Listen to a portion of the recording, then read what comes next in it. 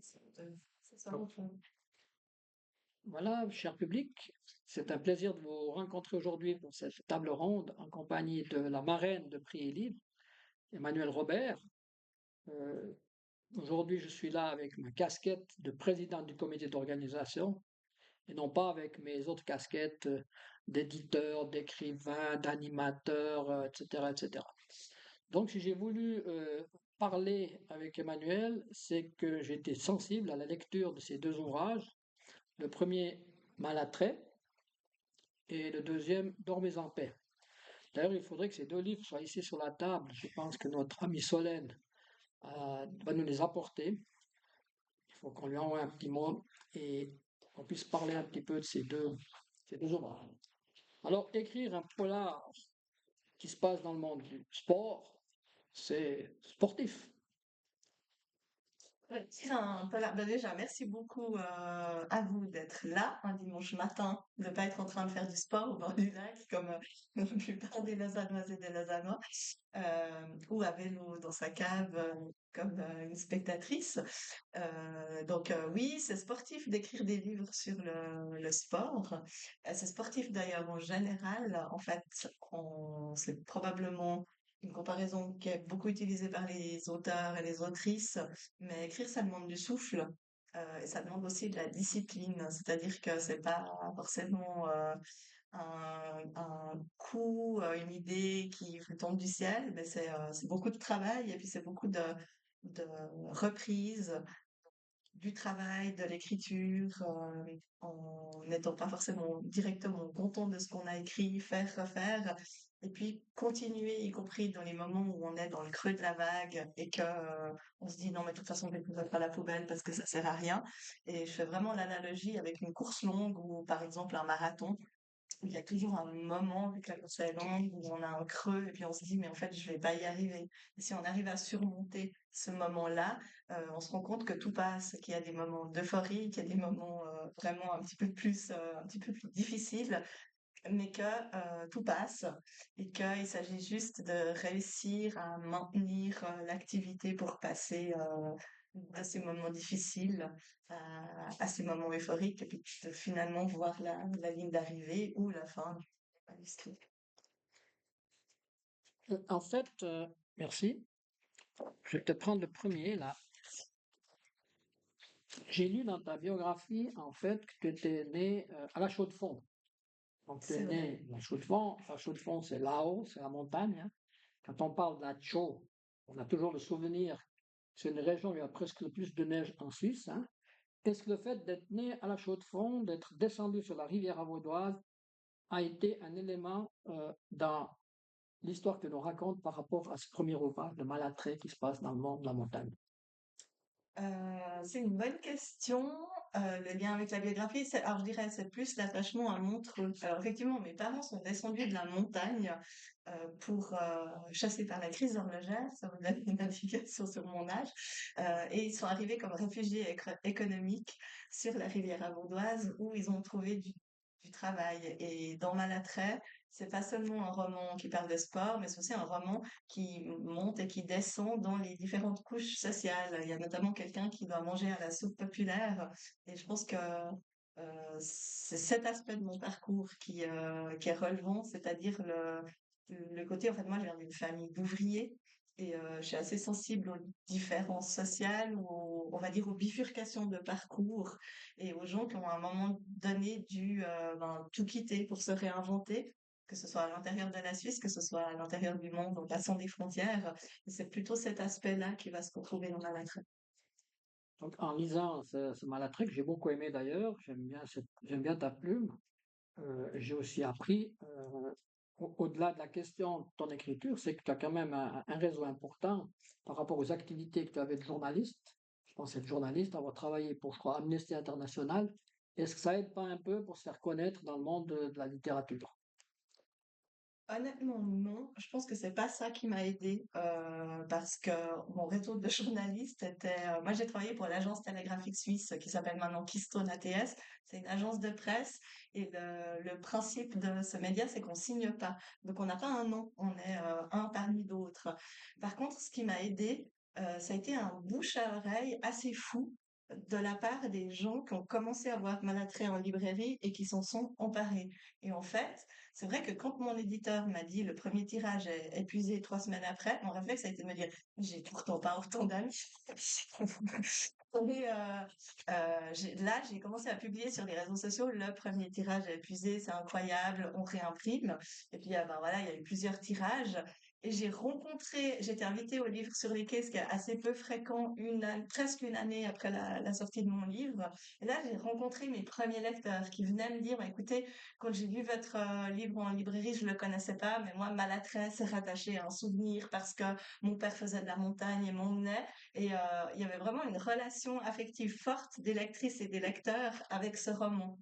Et c'est à partir du moment où j'ai commencé à avoir du succès par le bouche à oreille que les journalistes se sont intéressés au phénomène. Donc en fait, on peut jamais prévoir le succès ou le non-succès d'un livre. Moi, c'est ce que j'en retire. C'est que c'est beaucoup les lectrices et les lecteurs qui vont vous porter ou pas vous porter. Et puis après, c'est vraiment le facteur chance.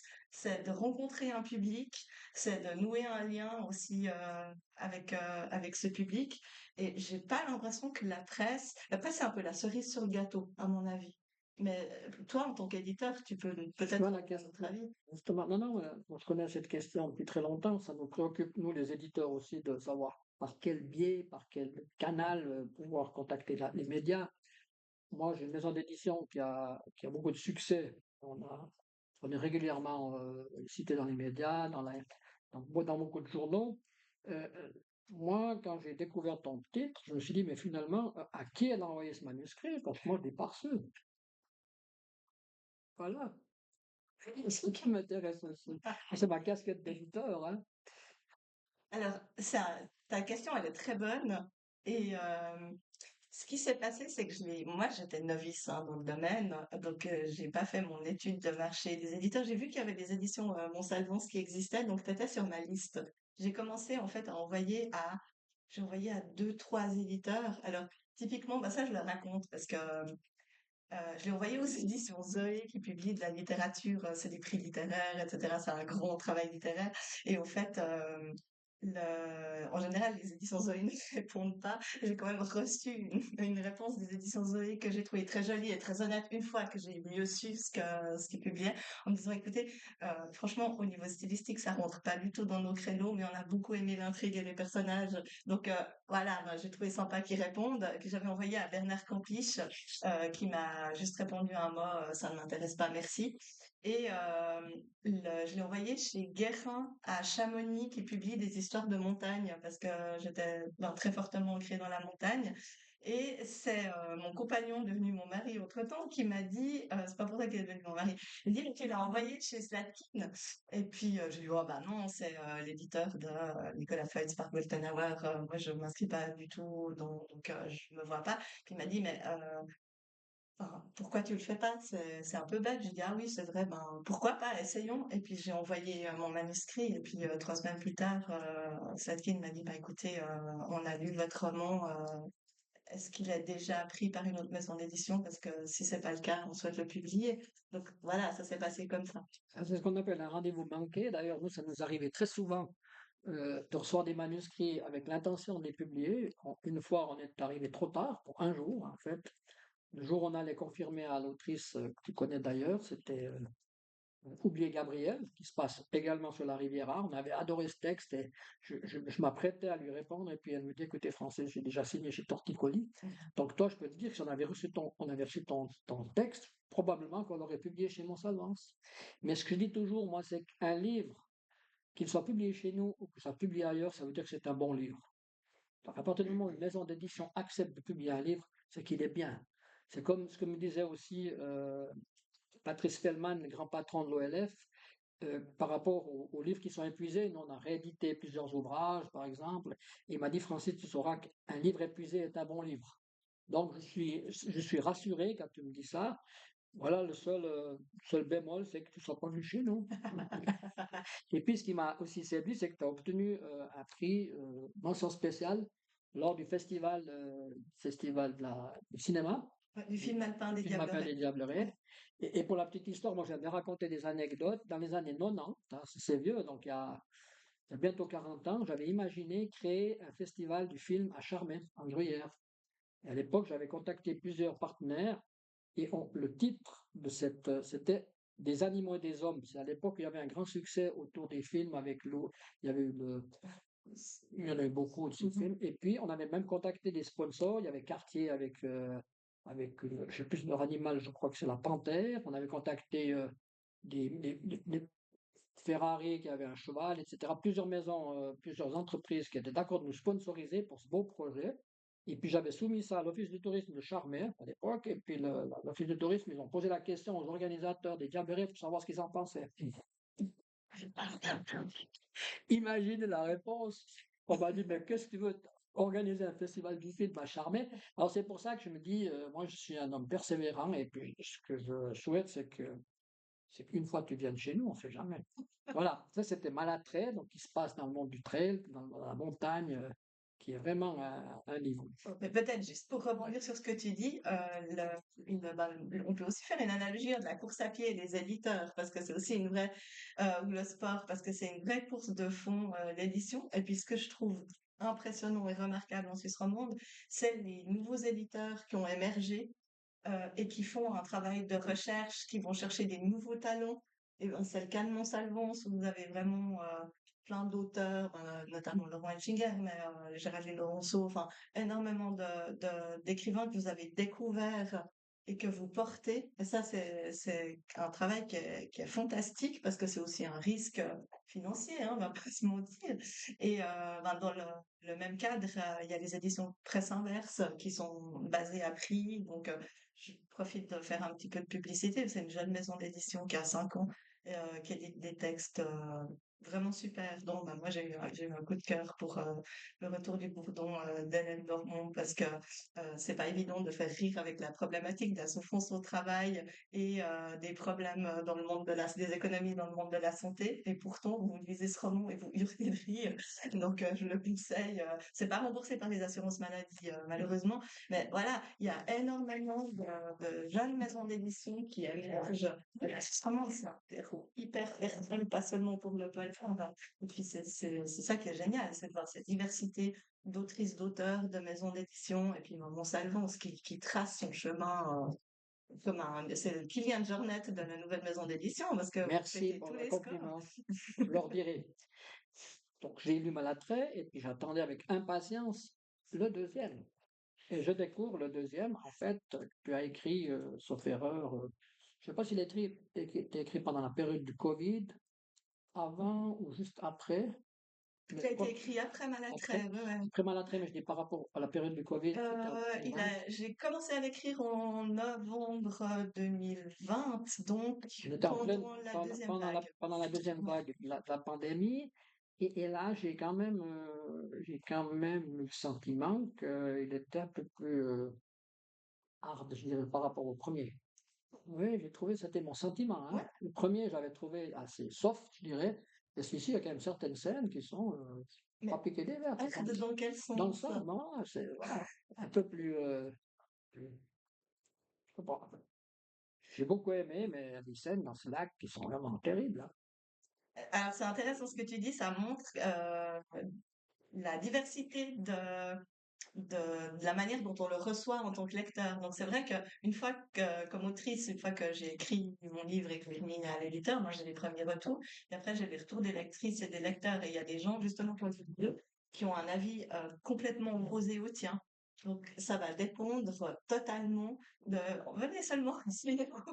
Et, et en fait, c'est hyper intéressant. C'est aussi dans quelle mesure nous, on a une relation privilégiée avec un monde. Par exemple, j'ai une libraire qui m'a dit, mais moi, Malattrait, j'ai commencé, je l'ai jamais fini, tellement j'avais peur, parce que j'ai horreur de la montagne, ça me bloque. Par contre, mon élément, c'est l'eau. Et dans ce polaire aquatique, je me suis sentie bien et presque bercée. Donc, c'est ça que je trouve incroyable et incroyablement riche, c'est que chaque personne a de la place pour plaquer son imaginaire, pour adorer un personnage ou détester un autre, aimer un milieu, aimer découvrir un milieu ou ne pas aimer. Et puis ça, c'est vraiment toute la richesse du film qu'on va se faire dans notre tête en tant que lecteur ou en tant que lectrice par rapport à un roman, mais par rapport à toute chose écrite, hein. C'est la même chose avec la poésie. Je pense que, en fait, ça c'est peut-être subliminal, mais moi, comme je suis un rescapé d'une noyade, hein, il y a plus de 50 ans, d'ailleurs, les éditions Montsalvan ont été créées justement pour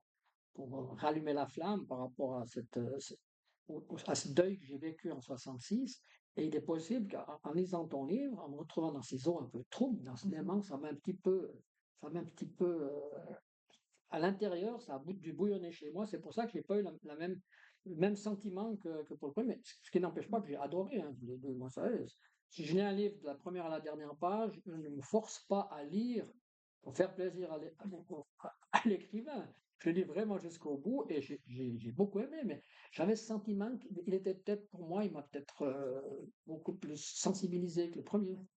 La montagne aussi, moi j'ai vu des scènes quand on connaît les endroits, c'est vrai que la force des écrivains romans, en fait, que ce soit ceux qui sont chez Slatkin, ceux qui sont chez Montsalvan, ceux qui sont chez Plaisir de lire, euh, les écrivains surfent un petit peu aujourd'hui sur cette vague. On écrit des romans de chez nous, écrit par des gens d'ici. C'est d'ailleurs dans notre slogan. Mhm.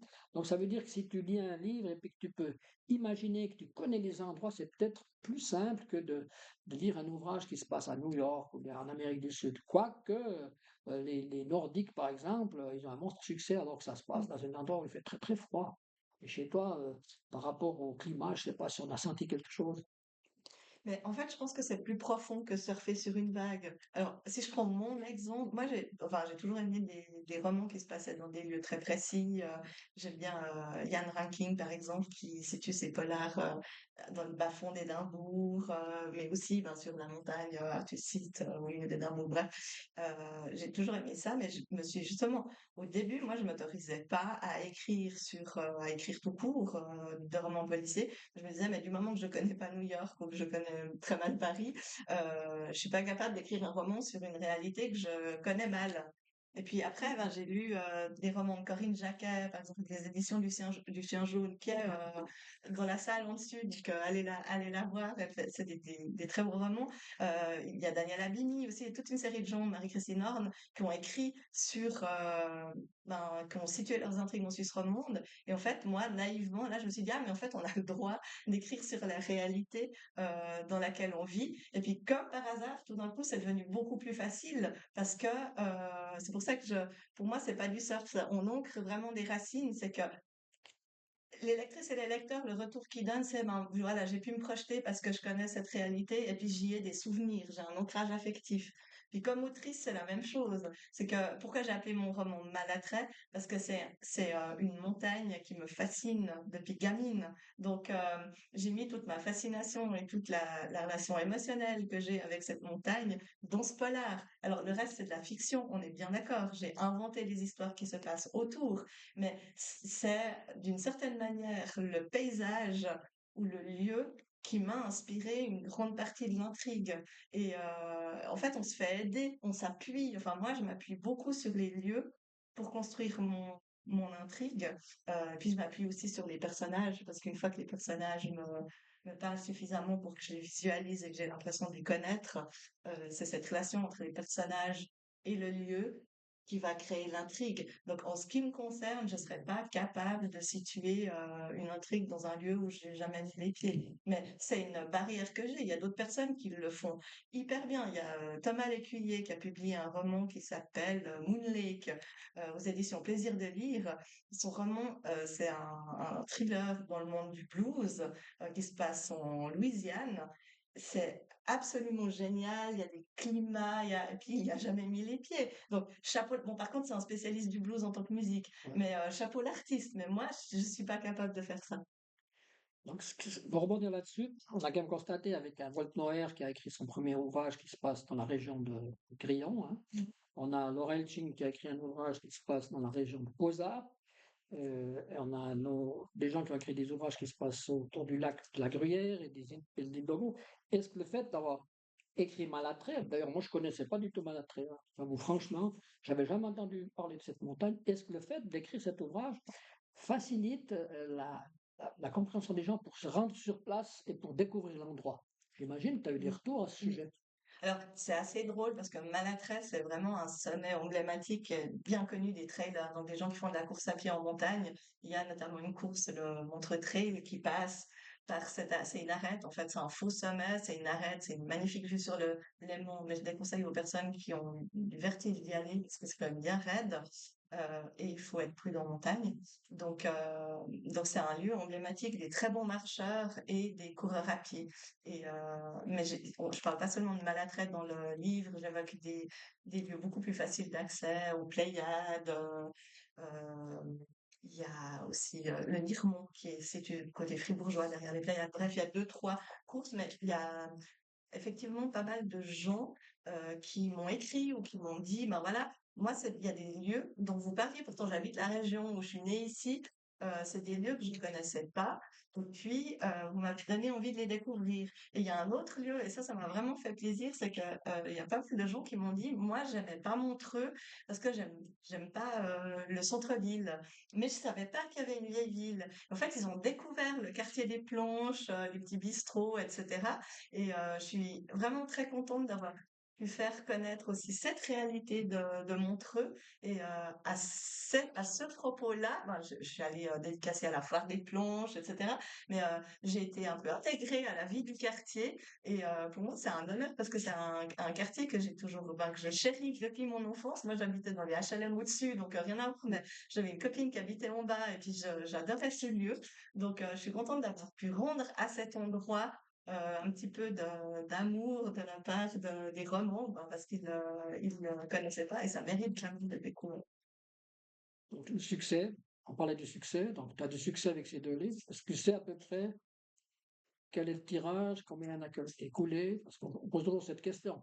Je sais qu'il y en a qui s'en foutent, il y en a qui s'intéressent tous les jours, ils font leur compte. J'ai vendu 17 bouquins, j'en ai vendu 3422 en 6 mois. Toi, est-ce que c'était ça aussi, là, cette question-là? Moi, j'ai une catastrophe. En fait, ce qui m'intéresse, c'est que les gens le lisent et puis qu'ils aient du plaisir. Les gens qui me disent, mais j'ai pas de sous, je dis, mais allez le prendre, il est en bibliothèque. Donc, en fait, je suis une très mauvaise vendeuse. Donc, non, je sais à peu près pour Malatray, on est à, bah, je sais plus de 4000, mais ça peut être encore monté. Mais en fait, non, je sais pas. Et puis, j'ai une super mauvaise mémoire des chiffres. Donc, au lieu de dire des bêtises, mais non, en fait, j'écris pas pour ça non plus. C'est génial d'avoir du succès et puis je crache pas dessus, hein, je suis pas en train de dire: «Ah non, non», mais c'est pas ce qui est fondamental pour moi. Moi, ça me permet alors de continuer à avoir la liberté d'écrire ce que j'ai envie d'écrire parce que j'ai la chance d'avoir un lectorat qui me suit, mais mais en fait, je recherche rien d'autre, quoi. C'est mon luxe. Alors, si je te cite ce célèbre coiffeur américain ou anglais, c'était Simpson, je crois, qui disait qu'en fait, il n'y avait que dans le dictionnaire, on trouvait le mot travail avant succès. Est-ce que tu es d'accord avec lui? Donc, on trouvait succès avant travail, que dans le dictionnaire. Succès avant travail. C'est génial. Ouais, Voilà. Vraiment, c'est un lapsus, mais je t'observais parce que tu as réagi, tu te dis, mais qu'est-ce qu'il a voulu dire là? c'est la merveille. Non, mais oui, alors après, je sais pas, justement, je pense que tout n'est pas dans nos mains.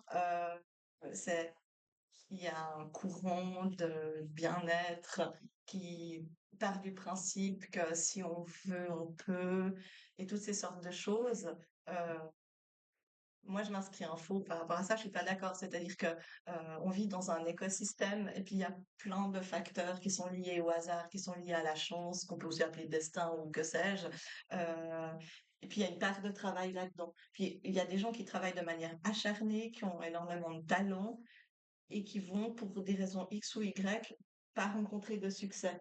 Et ça existe. Et puis il y a d'autres personnes pour qui, ouf, ça part. Et puis ça peut aussi très bien s'arrêter d'un jour à l'autre, parce que il y a rien de plus volatile que le succès. Donc moi, ce qui m'intéresse, c'est de tricoter des histoires. Et puis, ben, c'est vrai que c'est un plaisir de pouvoir échanger avec des lectrices et des lecteurs. D'ailleurs, il faudra aussi que vous ayez de la place pour poser vos questions. Et puis après, ben, ça peut s'arrêter d'un jour à l'autre. Puis le jour où ça s'arrête, ben, j'aurai plus de temps pour aller en montagne. Donc voilà, je suis assez décontractée par rapport à ça. Ok. Voilà, alors j'espère que cet entretien vous a plu, cher public. Si vous avez des questions à poser à Emmanuel Robert, notre marraine de ce premier festival Prix et Livre, allez-y, n'hésitez pas. J'ai une question. Vous avez parlé des lieux, des personnages, de l'interaction entre les personnages des lieux. Et vos personnages, vous les construisez comment? Ils viennent comment? Je vais répéter la question pour les personnes qui nous suivraient sur Twitch ou sur YouTube. Donc, c'était la question de savoir comment les personnages me venaient ou comment je les construisais. C'est une bonne question. Ben, ça me vient petit à petit, notamment en courant. Je commence à ébaucher le personnage, il y a des traits de caractère qui me viennent, il y a aussi, par exemple, des sujets dont j'ai envie de parler. Et puis je me dis, typiquement, j'ai à cœur d'avoir des personnages féminins qui sont intéressants, parce que ça, c'était un des plaisirs de lectrice. Je lis énormément de polar. Alors maintenant, ça change, hein, mais ça a changé. Mais il y a des générations et des générations d'auteurs de polar où les femmes qu'on voit, c'est ou la mère ou la femme fatale. Et ça s'arrête là.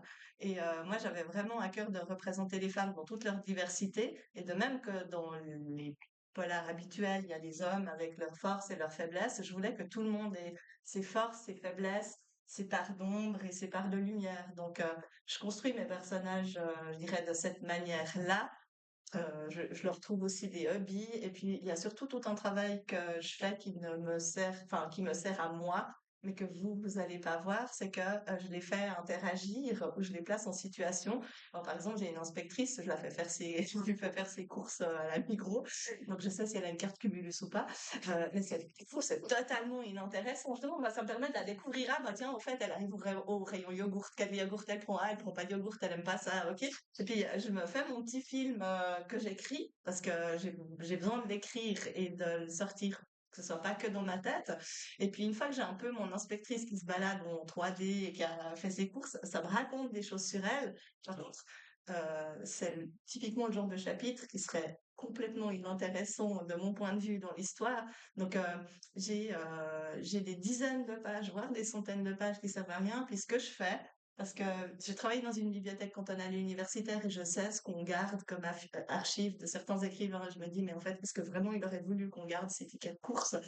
Donc après, une fois que j'ai envoyé le roman à l'éditeur, remanié, etc., j'appuie sur delete et je le détruis. Donc comme ça, il n'y a pas de trace de. Et mon idée là-dessus, alors vous allez me dire, je suis complètement perchée, mais j'ai échangé avec quelques auteurs là-dessus. Mon idée, c'est que il reste un inconscient du livre, c'est-à-dire que même si c'est pas écrit dans le bouquin, entre des lignes, on perçoit quand même un petit peu de ce travail du personnage. Donc voilà un petit peu comment je construis mes personnages en millefeuille et en les faisant interagir. Alors, oui, une question, Hélène. Donc, moi, je reviens sur la remarque de Francis qui considérait que Dormez en paix va un petit peu au-delà d'être de passer certaines limites que mal a fait. Est-ce que tu t'es fixé des limites que tu ne franchiras jamais ou est-ce que tous les horizons sont possibles? Donc la question qui m'est posée, c'est est-ce que je me suis fixé des limites ou est-ce que tous les horizons sont possibles?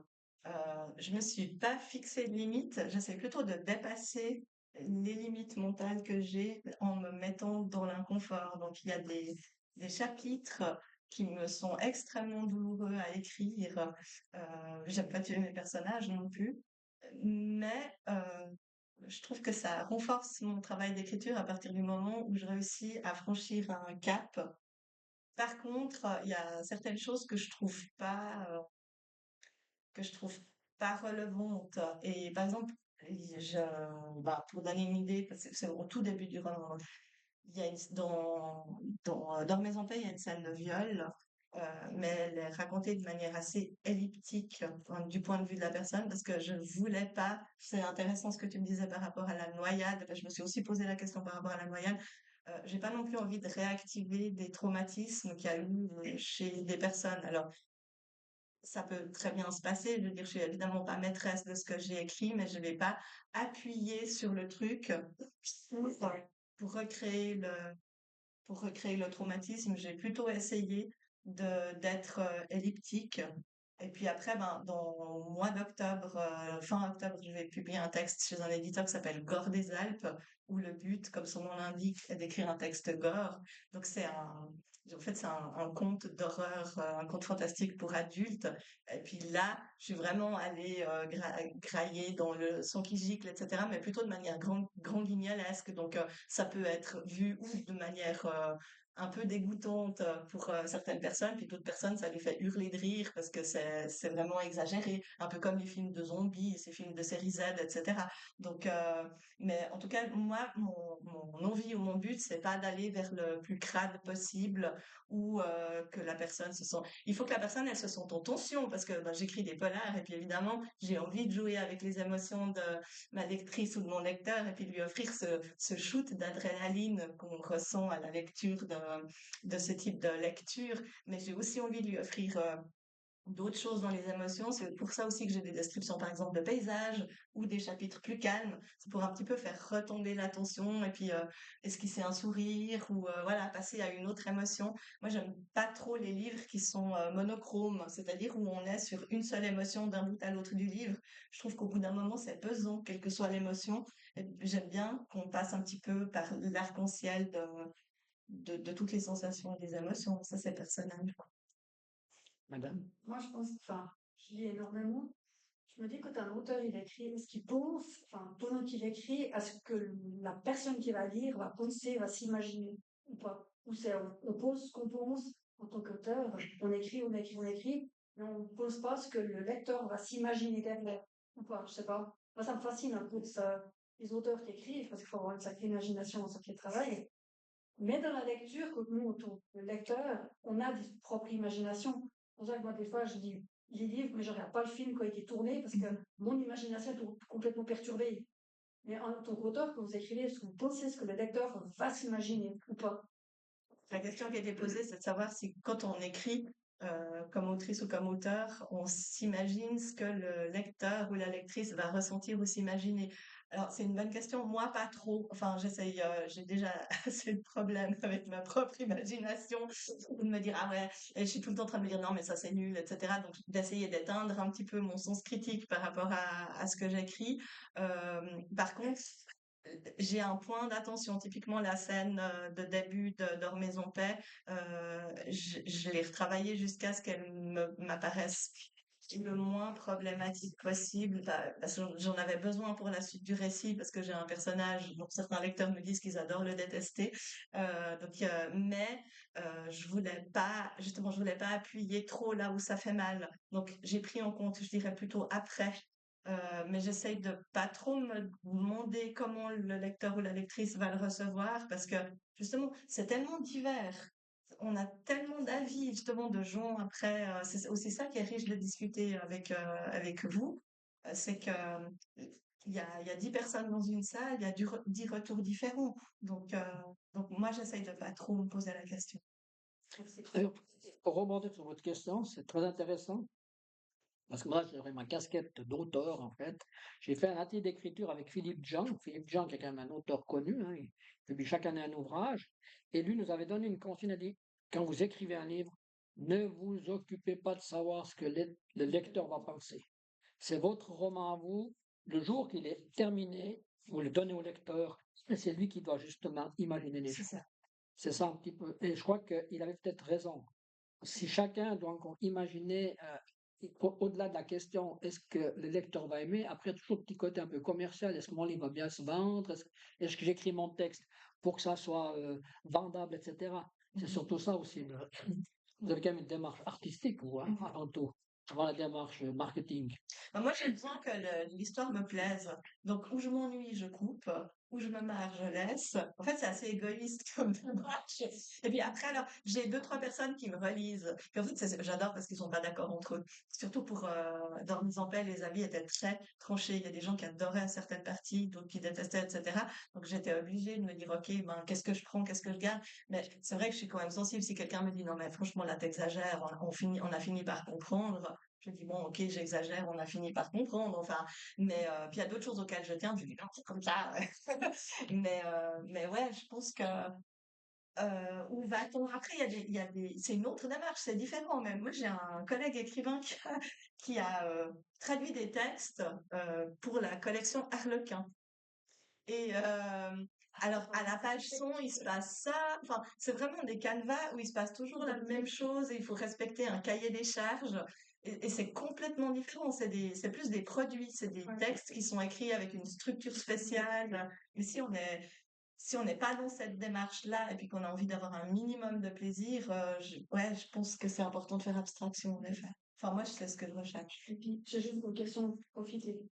Il y Oui, a un éditeur, enfin, voilà, qui lit les romans qu'il reçoit éventuellement d'un auteur. Comme la lecture, en fait, est très personnalisée, en tant que lecteur, ce qu'on n'aime pas, comment vous choisissez d'éditer un livre, en fait, parce que vous avez votre propre envie, vos propres souhaits de ce que vous aimez, en fait, lire. Comment vous arrivez à faire la part des choses et dire, bah, non, ça, franchement, j'aime pas, mais par contre, ça peut être bien pour les autres. Comment vous choisissez de lire un éditeur, en fait? Enfin, un auteur. donc pour bien comprendre votre question, vous posez la question de savoir comment l'éditeur décide de publier un livre Voilà. par rapport à son comité de lecture. Alors, pour vous dire quelque chose d'assez surprenant, les éditions Mont-Salvance, par exemple, ont organisé euh, plusieurs concours littéraires.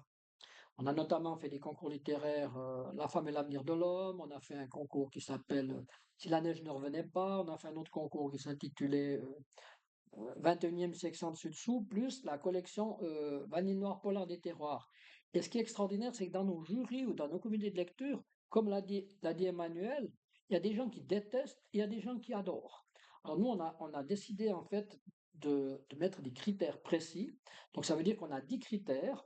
Donc chaque lecteur, il donne des points de 1 à 10 pour ces différents critères.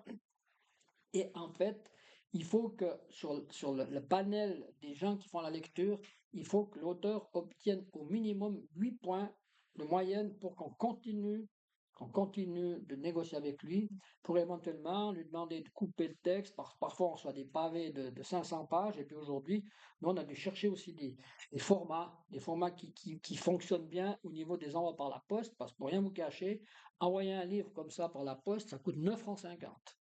Donc vous imaginez que c'est compliqué.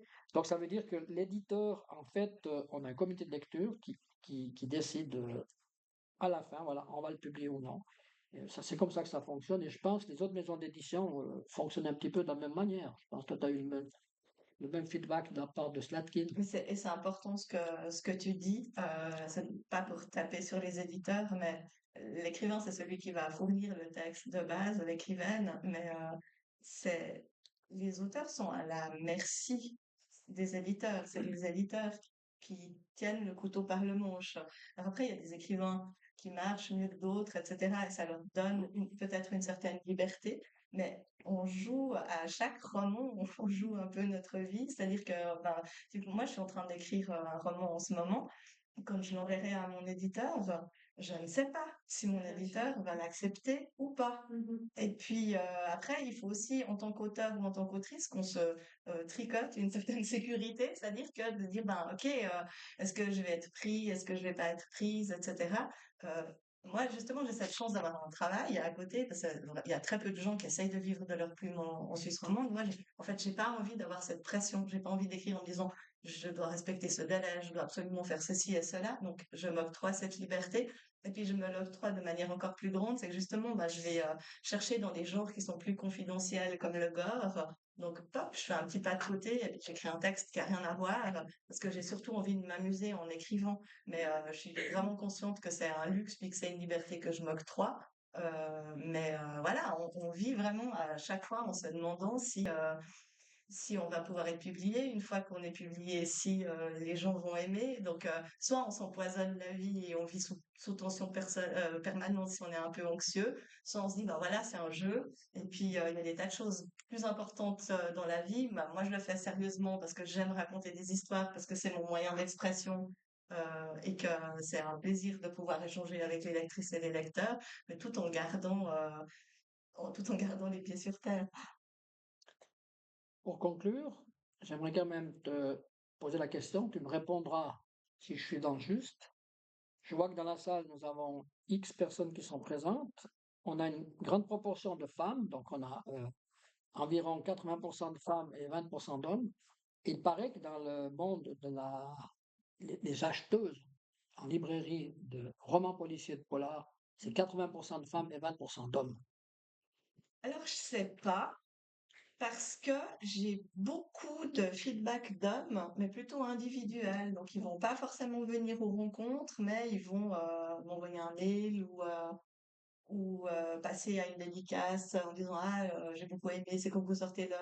Moi, j'ai l'impression que mon public il est plutôt 50-50. Ah, d'accord. Euh, mais par contre, dans les rencontres littéraires et dans l'échange, alors c'est clairement, c'est même du 90% de femmes et du 10% d'hommes.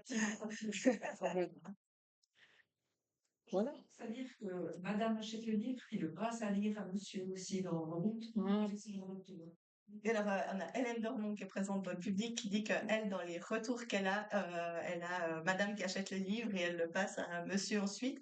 Et c'est intéressant ce qu'elle dit parce que moi, j'ai fait la blague à un festival où, en fait, on était des autrices, mais on a dit, ah bah voilà, c'est madame qui achète les livres et monsieur qui porte le sac derrière. Et monsieur est arrivé en disant, alors vous vous trompez complètement parce que déjà, je suis journaliste et critique littéraire. C'est extrêmement drôle. Donc, on sait jamais. voilà, mesdames, messieurs, merci d'avoir participé à cette rencontre ce matin. Je vous invite à découvrir ces deux ouvrages, Malattré et Dormez en paix, de Emmanuel Robert. Vous la trouvez en haut ici, qui dédicacera son livre jusqu'à ce soir. Et Merci, prenez-vous sur madame. les autres stands parce qu'il y a vraiment un choix d'écrivaines et d'écrivains avec tous les genres littéraires. Donc prenez le temps d'aller faire vos repérages. C'est vraiment très très riche. Il y a 150 auteurs et autrices qui sont présents au salon. Donc c'est vraiment le moment de faire des achats compulsifs. C'est ça. Merci. Bon appétit.